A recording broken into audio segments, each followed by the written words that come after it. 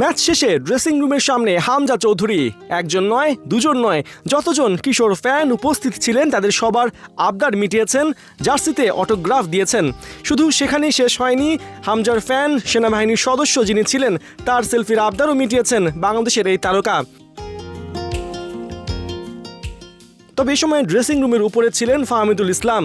হামজার মা বাবা ওঠার সময় সেখানে সাক্ষাৎ হয় তাদের সঙ্গে এবং ফাহমিদুলকে দেখে জড়িয়ে ধরেন হামজার মা। ম্যাচ হারলেও দাপুটে পারফরমেন্সের জন্য বাহবা জানান। তবে ফাহমিদুলের অপেক্ষা যেন তখনও থামছিল না, কারণ মাঠে যে তার পরিবার দাঁড়িয়ে, সেখানে রয়েছেন তার মা, ভাই, বোন এবং বাবা। সুযোগ পেয়েই তাদেরকে ডেকে নিলেন এবং শুরুতেই ফাহমিদুলের ভাই তাকে পেয়ে জড়িয়ে ধরল।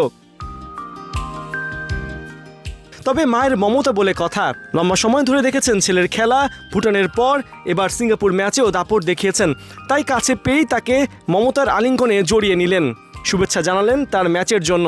নিশ্চয়ই ভক্ত, টিমমেট, পরিবারের ভালোবাসায় ফাহমিদুল, হামজারা আরও অনেক দূর এগিয়ে নিয়ে যাবেন বাংলাদেশকে।